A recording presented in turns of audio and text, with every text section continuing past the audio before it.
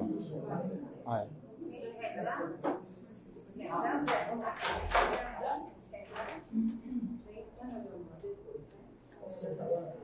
Esse ficou bom.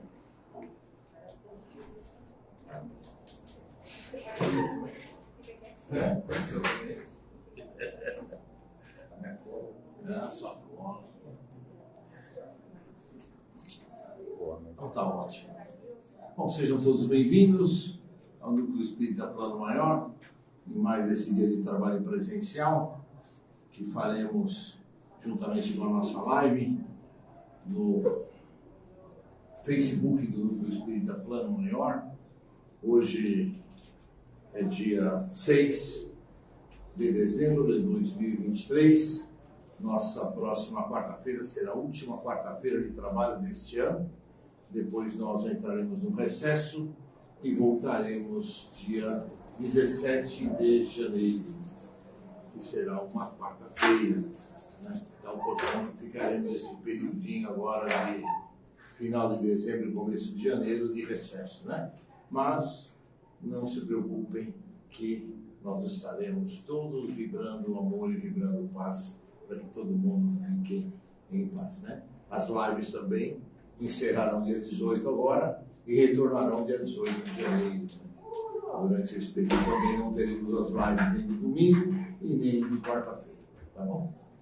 Então vamos lá, a nossa oração.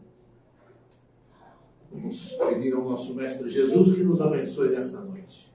Nos proteja, nos derrame sobre cada um de nós as suas bênçãos, envolvendo-nos com o seu manto sagrado e que nos permita, Mestre Jesus, estarmos aqui presentes, de corpo presente, de alma presente, assim como os nossos amigos da live, da internet, também todos ligados mentalmente conosco nesta casa, com o Mestre Jesus. E nós te pedimos, amado Mestre Jesus, permita que possamos receber nesta noite tudo aquilo que aqui viemos buscar, em termos de saúde, em termos de bênçãos, em termos de carinho, em termos de emocionais. Para isso nós vamos deixar do lado de fora da casa todas as nossas preocupações, todas as nossas correrias, e nós vamos hoje, neste momento, nos ligarmos ao Mestre Jesus, mentalizar as nossas necessidades e nos prepararmos para recebermos a cromoterapia é de fundamental importância para o sucesso do nosso tratamento.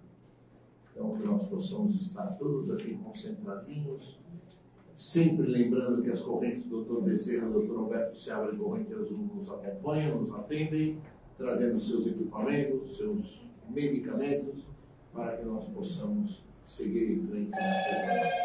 Que Deus Pai nos abençoe, Deus Pai nos ilumine agora e sempre. Agora eu vou deixar vocês com o professor Mário, que vai fazer a palestra para nós. Obrigado. Professor Mário, só pedindo um favor para o senhor falar um pouquinho mais alto, que na live fica baixo. Boa noite. Tá bom o timbre ou você quer mais? Um timbre, um pouquinho só. Jesus nos abençoe. Amém. Possamos estar sempre próximo a Ele. E, falando em Jesus,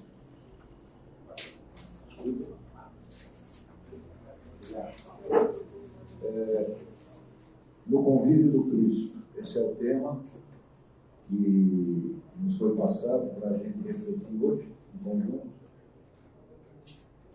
Essa reflexão de Emmanuel está no livro Palavras de Vida Eterna, e ela é feita sobre um versículo da carta de Paulo, segunda carta de Paulo aos Coríntios, no capítulo 5, versículo 17, que diz o seguinte: assim, se alguém está em Cristo, nova criatura é.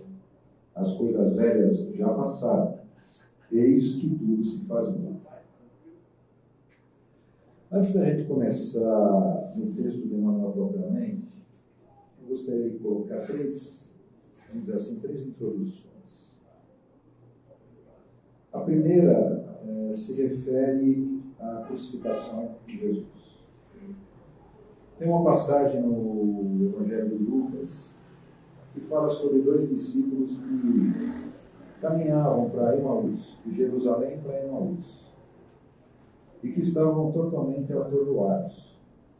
Fazia 2, 3, 4 dias que Jesus havia sido crucificado e eles perdidos, não sabiam o que seria deles sem o mestre próximo.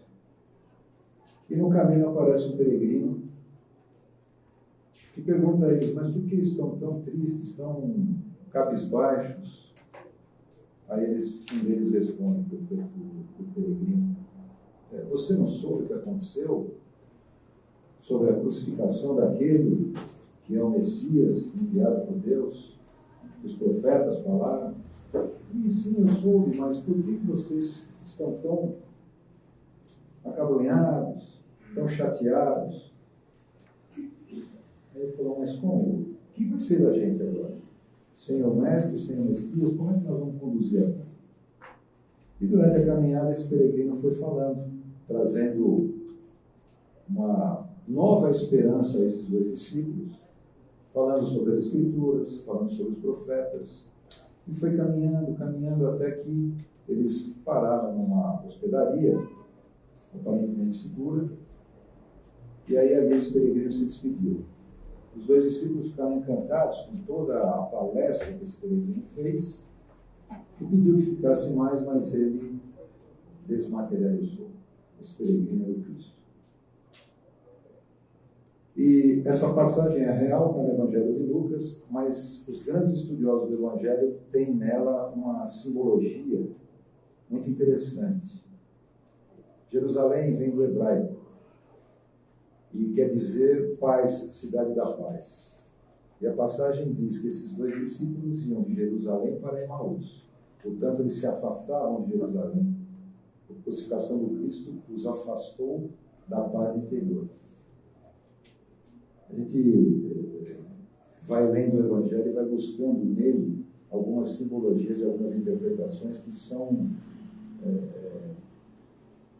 importantes para o nosso dia a dia. Por isso que o Evangelho do Cristo ele é absolutamente atual. Essa passagem, então, mostra que depois em que esse peregrino, que era o Cristo, passou todas essas informações aos dois discípulos, eles retornaram a Jerusalém. E nesse exato momento em que eles retornavam a Jerusalém, isso está no Evangelho de Lucas, o Cristo se materializou com seus apóstolos na terra. A segunda colocação que eu queria fazer é com relação à questão 625 do Livro dos Espíritos. Essa questão está no terceiro, se não me engano, no terceiro livro dos Espíritos, sobre as leis morais. Falou em moral, falou em Cristo. Falou em Cristo, falou em moral. E a pergunta que Kardec fez aos Espíritos foi: qual o tipo mais perfeito que Deus apresentou para a humanidade e para os homens? E a resposta dos Espíritos é: vir de Jesus. Portanto, Jesus, ele diz o tipo mais perfeito que se apresentou à humanidade como modelo e guia. Então, vir de Jesus. Jesus é modelo e guia em tudo. O modelo é aquele que a gente copia, né? E o guia é aquele que a gente segue. O guia ensina o caminho. O modelo dá o exemplo. Por isso que eu digo, Jesus deve ser copiado em tudo. Então ele é modelo e guia em tudo. Então a gente pode pensar assim, como Jesus agiria, por exemplo, se exercesse a mesma profissão que a gente exerce? Como Jesus seria se fosse o pai que a gente é, ou a mãe que a gente é, ou o irmão que a gente é? Então, claro, a gente está falando aqui, a gente está refletindo, está filosofando, inclusive, mas é muito difícil a gente fazer isso no dia a dia. é um exercício, como diz um amigo meu, hercúleo, quer dizer, de Hércules, né? É uma coisa homérica para a gente fazer, mas a gente tem que fazer. Porque nós temos um modelo e nós temos um guia para isso. Eu até trouxe aqui uma passagem que eu vi, em que tem uma passagem do Padre Zezinho, onde eu falei aqui alguma coisa do Padre Zezinho, não me lembro. E a Beth, ela... Foi do Dia das Mães. Ela grava, ainda bem com gravação, né? E nessa passagem tem assim, uma letra, acho que é uma música dele, alguma coisa, eu ouvi trouxe, eu achei interessante. Que um dia uma criança me parou, com caneta e papel na mão, e perguntou sorrindo: o que preciso fazer para ser feliz? E a resposta é: amar como Jesus amou, sonhar como Jesus sonhou, sentir o que Jesus sentia, sorrir como Jesus sorria, e ao chegar no fim do dia, eu dormiria mais feliz. Pois é, Jesus é modelo e guia. Se a gente conseguir memorizar esse verso do Padre Zezinho, talvez a gente consiga exercitar um pouquinho mais os exemplos que ele nos deixou. Então eu fiz uma colocação sobre a passagem dos discípulos para Emaús, essa do Livro dos Espíritos, como Jesus modelo e guia, e uma outra está no Evangelho de Mateus, não me recordo o capítulo agora, em que após uns 2 anos de pregação de Jesus, ele resolve pegar em Cafarnaum, ele resolve sair do agito de Cafarnaum, uma cidade pesqueira, e ir com seus discípulos para uma cidade um pouco mais afastada, no caso Cesareia. E lá, ele junta os discípulos e pergunta o que eles ouviram, ou o que eles ouviram dizer que os homens falam a respeito do Filho do Homem. E aí os discípulos responderam: uns dizem que és Jeremias, outros dizem que és Isaías, Elias, melhor dizendo, outros dizem que é um dos profetas ressuscitados. E aí Jesus engata uma segunda pergunta agora aos discípulos: e vós, que pensais de que eu sou? E aí Pedro, isso está no Evangelho de Mateus, e Pedro responde: tu és o Cristo, Filho de Deus. E aí Jesus, como que se fizesse beleza, disse o seguinte: bem-aventurado és tu. Simão Barjonas não chamou nem pelo apelido de Pedro, mas chamou Simão, filho de Jonas, pois não foi nem o sangue nem a carne que tu revelou isso, mas sim meu Pai que está nos céus. Ou seja, na primeira pergunta, o que os homens pensam ou que sabem deste homem, Filho de Deus? E pela resposta, Isaías, Elias, Jeremias, na verdade ninguém sabia dele, na verdade quem era ele? Na segunda pergunta aos discípulos, ele diz ao Pedro, bem-aventurado, porque não foi você que revelou isso, mas a tua intuição, que estava no mundo espiritual mais elevado. Eu fiz essas colocações de início, porque eu vou ler agora os trechos do texto de Emmanuel, porque acho que a gente cria uma base nessa reflexão que Emmanuel faz a respeito do convívio no Cristo. Quando Pedro diz que ele é o Cristo de Deus, nós temos que entender que Cristo não é o sobrenome de Jesus. Cristo é um título, uma qualidade colocada a ele. Cristo vem do grego, quer dizer ungido. Então ele era aquele santificado, aquele ungido por Deus para trazer o que ele trouxe, que era a boa nova. Então Emmanuel começa a refletir dizendo o seguinte: é comum ouvirmos a cada passo, lembra que eu falei, né? A gente não consegue ou tem dificuldade muito grande de seguir os exemplos de Jesus. Emmanuel vai nessa linha, do convívio do Cristo. É comum ouvirmos a cada passo observações de companheiros desarvorados, desapavorados e abatidos, a fixarem emoções e pensamentos em pessimismo e azedume, qual se acalentassem espinheiros e charcos submersos nele mesmo. Ou seja, é comum, quando nós temos uma dificuldade muito grande, nós não conseguimos enxergar a saída para isso. Então, nós baixamos o nosso padrão vibratório, nós começamos a nos ver em trevas, nós não enxergamos a luz, não é nem no fim do túnel, é no meio do túnel. Né? E ele continua: respiram e caminham, transportando consigo enorme submundo de mágoas e desilusões, deixando onde pisam escuro rastro de fel. Então, mágoas.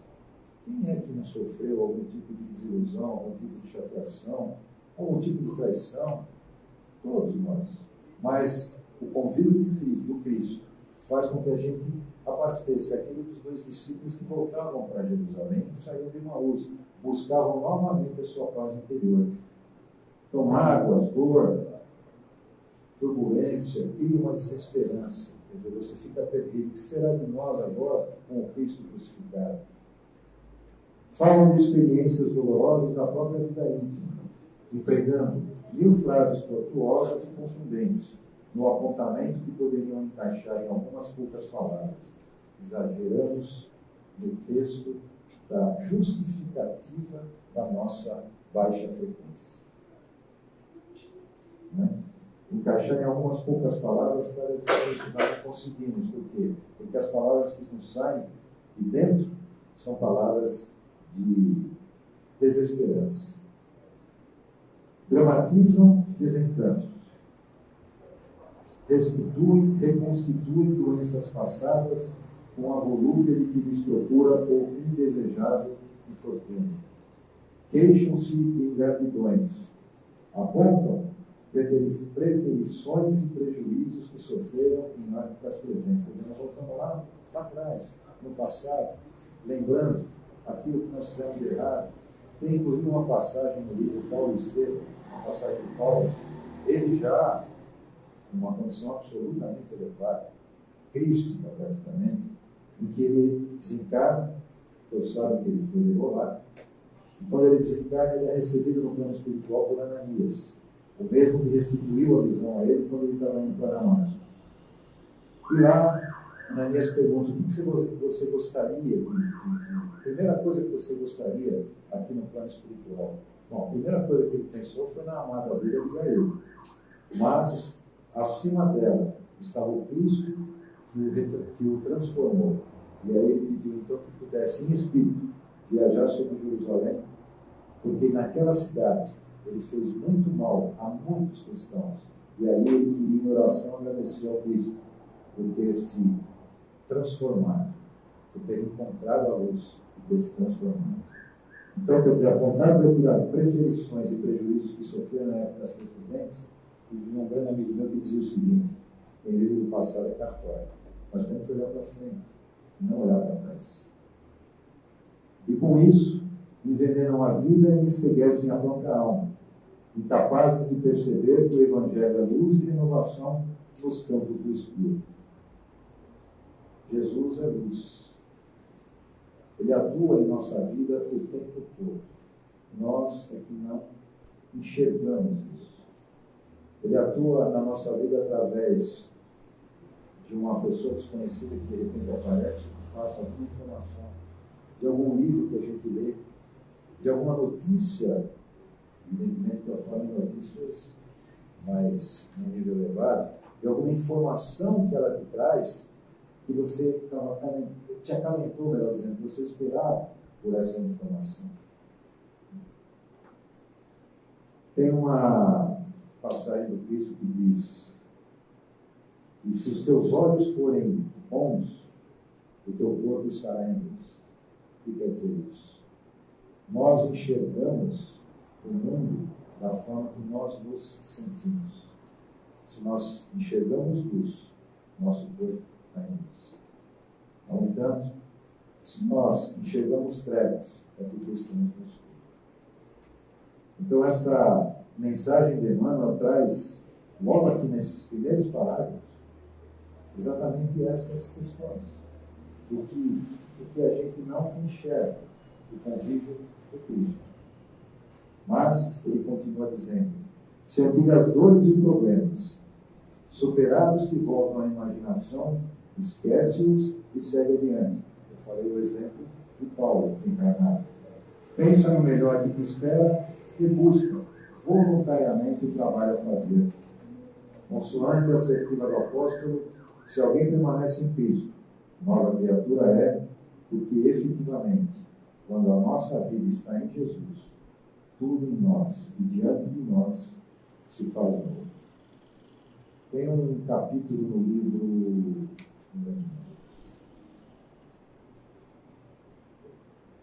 Gente, esqueci o livro. Mas chama-se Renovemos, depois eu vou lembrar e eu falo. Neste capítulo tem um trecho que é Emmanuel, a mensagem, que diz o seguinte: se pretendes quebrar as algemas que te agrilhoaram, que prenderam à sombra, não bastará que rotulares com esse ou aquele título no campo das afirmações exteriores. Não adianta falar, tem que sentir. É imprescindível que transformes por dentro, fazendo luz para o cérebro e luz para o coração.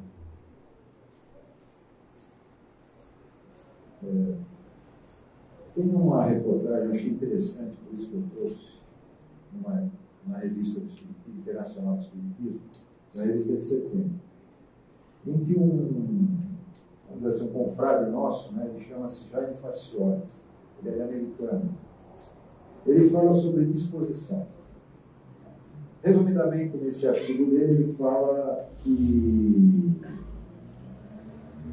as pessoas, como é que as pessoas podem atender ao convite, ele chama tipo Jesus de divino jardineiro, né? Como é que a gente pode atender ao convite do Cristo? E qual é o convite do Cristo?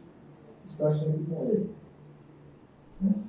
E ele basicamente diz o seguinte, resumidamente, que a partir de uma determinada ocasião, de um determinado período da nossa vida, uma determinada idade, e aí a idade varia de acordo com o estágio evolutivo de cada um de nós, pode ser um pouco mais velho, alguns pode ser um pouco antes, né? A gente passa a valorizar exatamente aquilo que tem valor, né? A gente começa a valorizar aquilo que é importante. Então ele diz aqui o seguinte: é possível que ao acordar de manhã, você pode ter perdido o emprego, pode experimentar uma doença, ou outras ocorrências que podem alterar o futuro no piscar de olhos. Mas como você adquiriu essa condição de entendimento do que é importante na vida, não tem necessidade de viver uma tragédia para resolver as coisas do amor em perspectiva. Porque a hora que nós estamos em Cristo, ou estamos próximos dele, o sentimento mais nobre que vem é o amor. E o amor à própria vida, à própria existência. A verdade é que o mais importante da vida não é ganhar dinheiro, não é ascender socialmente ou receber honras. O mais importante na vida é cultivar o amor fraterno que o Cristo de Deus legou como dádiva a ser vivida em nome da família universal. Nós somos co-criadores do universo. Nós somos filhos de Deus. O mais importante na vida é praticar as lições do divino jardineiro, no jardim das existências, impondo-se o dever de amar em plenitude, oferecer o perdão das ofensas, tendo como bandeiras hasteadas a solidariedade, a mansuetude e a indulgência, virtudes que conduzem aos altos planos celestiais. Mansuetude, a gente lembra uma passagem evangélica de Jesus, em que ele convida a todos a estar com ele.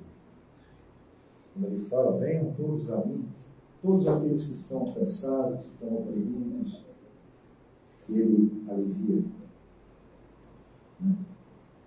Ele diz, aprendei de mim que sou manso e humilde e manso de coração, e nós teremos paz em nosso espírito, em nossa alma. Por quê? Porque o jugo, o entendimento, o ensino do mestre é suave e o fardo é muito leve. Quer dizer, convivendo com o Cristo, o peso torna muito leve nos nossos ombros espirituais. Tem uma palestra da Nete Guimarães em que ela faz uma analogia da parte espiritual com a parte. Ela é, se não me engano, ela é neurologista. Ela é formada em medicina, uma especialidade. E ela faz uma analogia entre o lado espiritual e o lado científico. E ela conta uma historinha, tal, eu não vou contar porque ela é longa, mas resumidamente é assim. Ela fala a respeito de que essa colocação de que o fardo é leve com Jesus é uma coisa que cientificamente não pode ser comprovada. E aí ela vai desenvolver todo uma teoria. Pois, gente, procure o canal dela, vocês vão encontrar. Eu só não me lembro qual é o termo, mas certamente o fardo de Jesus é leve, ou não pesa, alguma coisa assim. Mas é muito interessante isso, porque ela faz essa analogia, e ela faz uma apresentação em que você vai refletindo sobre tudo isso, você chega à conclusão seguinte: tem que conviver com isso. Tem que conviver com isso. Bem, para encerrar, se a gente pudesse resumir toda a mensagem do Cristo para a gente, eu acho que a gente poderia resumir em 3 palavras: humildade,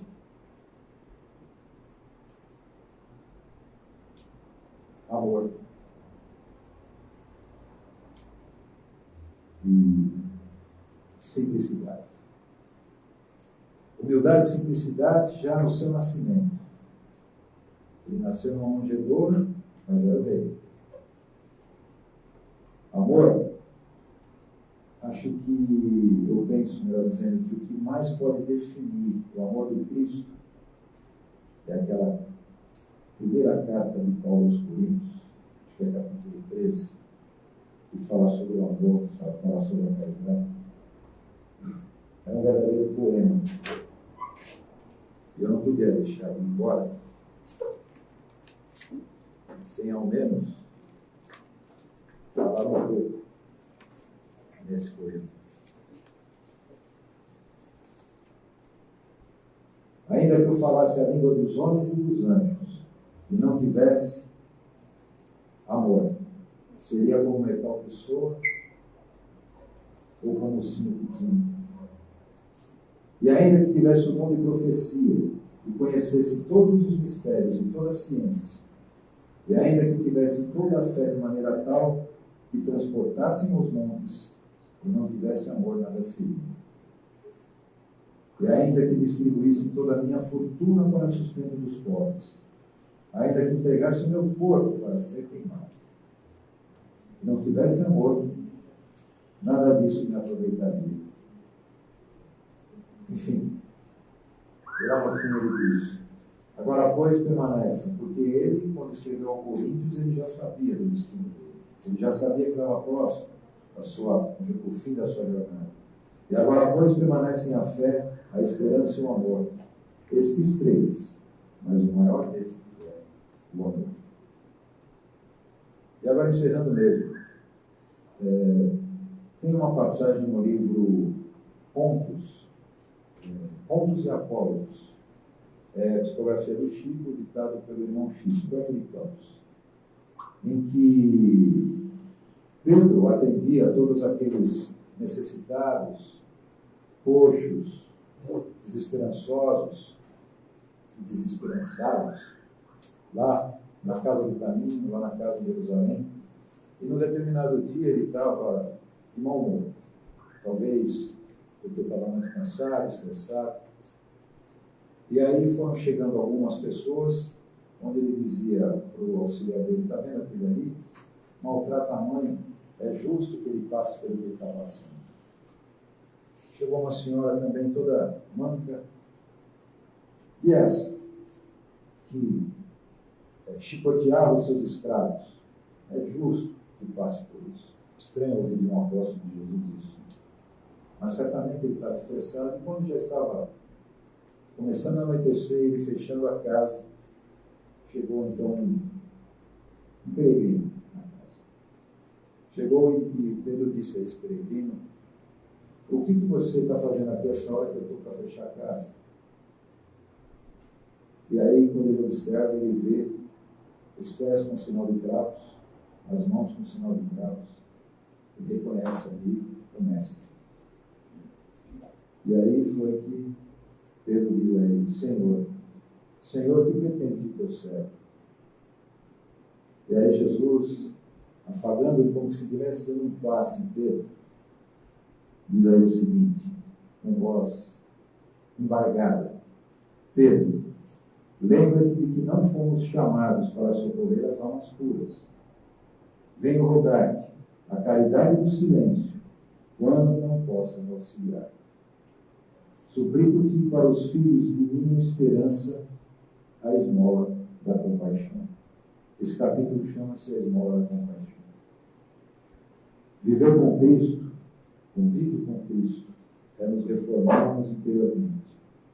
É sermos nova criatura, como o apóstolo Paulo fala no seu versículo. As coisas velhas ficam lá para trás. O que passar é católico. E lembrar que Jesus disse que Ele é o caminho, a verdade e a vida. Então, no convívio de Cristo, nós estamos muito próximos do Pai. Porque Jesus é o caminho, a verdade e a vida. Só nós vamos ao Pai através dele. Muito obrigado por me ouvir. Eu não falo mais, pelo menos presencial, esse ano. Então, desejo a todos um Feliz Natal, um ano novo, com muita esperança no coração, com muita fé, com muito Cristo próximo, muito próximo. Muita luz, muita paz. Jesus abençoe. Você vai?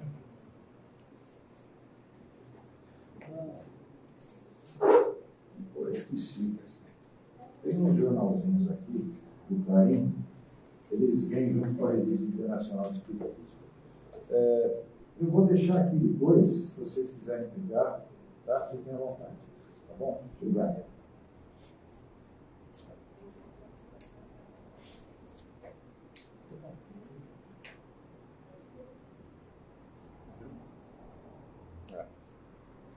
O André é mais baixo. Não, também exagera. Boa noite, gente. Boa noite. Bullying não é cristão, tá? Exagero, é boa. Como vocês estão? Gostaram da palestra? Eu gostei. Gostaram? Vamos falar gostaram, né? Isso, tá bom. Então, como a gente sabe, né, a gente vai fazer as vibrações agora, começar a sintonizar o nosso pensamento com o nosso plano maior. E vamos começando deixando os problemas para lá, né? 10 minutinhos aqui que a gente esquece que tem problema. E a gente vai começar, então, fechando os nossos olhos, pedindo ao nosso Mestre Jesus que abençoe e que nos proteja durante esse período. Vamos iniciar vibrando pela paz mundial, pedindo a tantos países que estão em guerras que seus dirigentes encontrem uma forma de fazer a paz. A paz ativa, onde eu procuro perdoar o meu amigo, o meu colega, o meu irmão. A gente sabe que sempre que queremos, conseguimos encontrar a paz. Que nossos dirigentes, então, mundiais, busquem uma forma de paz. Que cada país, então, como Israel brigando com Hamas, como a Ucrânia com a Rússia, e a Venezuela, por enquanto, brigando sozinha, possam encontrar a paz no perdão, no olhar ao próximo como um irmão. Vamos então vibrando também pelo nosso país, pelo nosso Brasil, para que cada dirigente político em posição de comando possa se preocupar com o povo de verdade e não só da boca para fora. que a educação consiga melhorar com a ajuda de todos, que o trabalho, que cada pessoa encontre o seu trabalho e que assim possamos progredir como nação. Vamos vibrar na sequência por todos os hospitais. Onde tiver um leito com um acamado, com uma pessoa em tratamento, que possamos aconchegá-los com nosso amor. Que cada um deles receba em seu coração uma dose do nosso amor. Que cada um deles perceba a presença de Jesus. Mas também vamos vibrar por toda a equipe médica, por toda a equipe de enfermagem, pela turma que trabalha no escritório, na limpeza dos hospitais ou das casas de saúde espalhadas pelo Brasil. Que elas recebam a nossa gratidão de um trabalho tão dedicado, de um trabalho com tanto amor pela nossa saúde. Que cada um deles receba a paz e as luzes do nosso Mestre Jesus. Vamos vibrar também pelos idosos, por todos aqueles que estão necessitando de um carinho, por estarem se sentindo sozinhos, que estão se isolando no quarto sozinhos, possam receber a presença dos nossos mestres, dos nossos guias, que possam iluminar o ambiente de cada um deles. Que os nossos corações, aqui todos irmanados, possam vibrar também por todos aqueles viciados que a gente conhece e os que a gente não conhece. Vícios de droga, vícios de bebida, de sexo, de maledicência. Todos os vícios possam receber, nesse momento, as bênçãos do Mestre Jesus. Que cada um tenha a força de resistir mais um pouquinho, evitando assim a queda maior.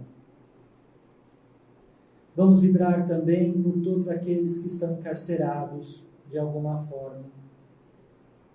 Que eles possam se arrepender em vida do que tenham cometido.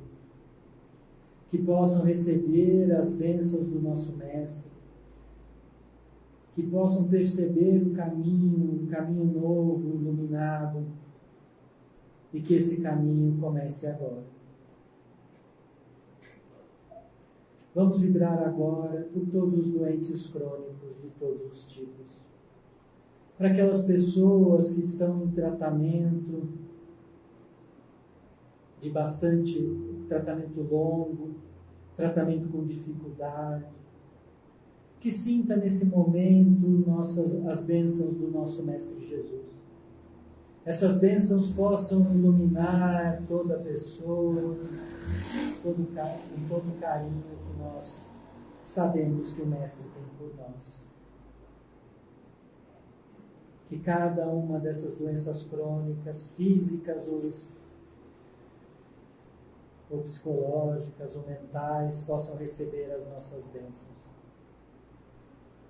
Mas não só eles, os familiares que ajudam também a cada um deles a passar por essa prova, possam se sentir reenergizados, abençoados, que possam ter certeza que o Mestre está do lado, acompanhando, caminhando junto e ajudando no dia a dia. Vamos vibrar agora pelos nossos desafetos. Aquelas pessoas que nosso coração não gosta, como alguns dizem, não bate o santo.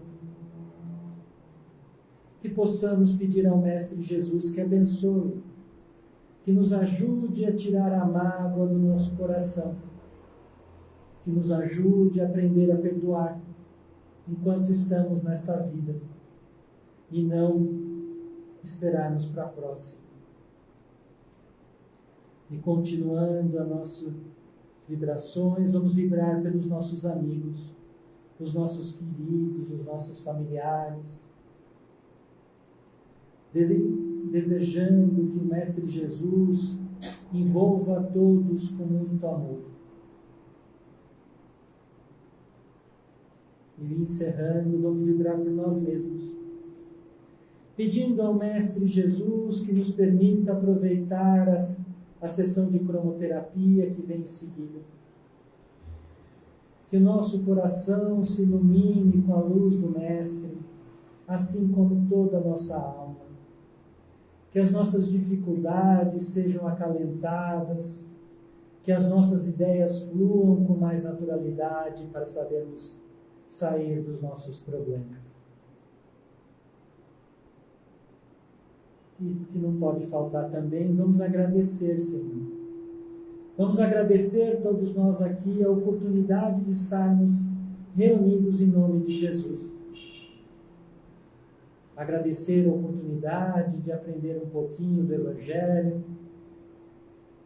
e, se possível, praticar um pouquinho do Evangelho. Que assim seja. Muito obrigado. Muito bom, gente. Vocês estão preparados? A gente vem os recados agora. Essa lista não acaba mais, gente. Vocês trouxeram a garrafinha de água? Isso, muito bem. Ah, meu Deus. Mas você tem uma filha que não deve ter esquecido, né? Não, a garrafinha d'água, gente, é importante para fluidificar lá na cromoterapia e a gente poder beber aos pouquinhos durante a semana, tá bom? Não esqueça. Como vocês sabem, a cesta básica está chegando. Semana que vem é a distribuição da cesta básica de dezembro. A gente precisa muito da ajuda de vocês. Tá bom? A Silvana falou que precisa de arroz, gente. Arroz está em falta. Se vocês puderem doar arroz na semana que vem, nós agradecemos muito. O bazar que vocês veem no final, depois do Evangelho, depois do passe, tudo que a gente vende ali é arrecadado e transformado em cesta básica, tá bom? Tem uma cadeira lá fantástica, gente. Quem quiser pode levar. Ela tá baratinha, ela custa mais de R$1.000 na loja, tá por sei lá quanto, mas tá baratinha, garanto para vocês. Acho que é 300 pau. R$300, tá baratinho? Acho que é isso. É isso, né? Gente, a entrevista de orientação, vocês sabem já, muitos de vocês passaram, eu já passei, é excelente no Claudiomir, e ela vai ter mais 2 esse ano ainda. Vai ter essa quinta e a próxima. O Claudiomir, ele é ótimo na entrevista. Fora, às vezes, ele não é tão bom, mas ele é ótimo na entrevista, viu? Venham, conversem com ele, ajuda bastante. O tratamento de cura esse ano não tem mais, mas volta em fevereiro com o retorno da casa, tá bom? A biblioteca, como vocês sabem, tem mais de 1.000 livros e vocês podem escolher à vontade. Tem livro para todo gosto, para todo tipo de leitor. E as lives no Facebook estão aqui. São feitas na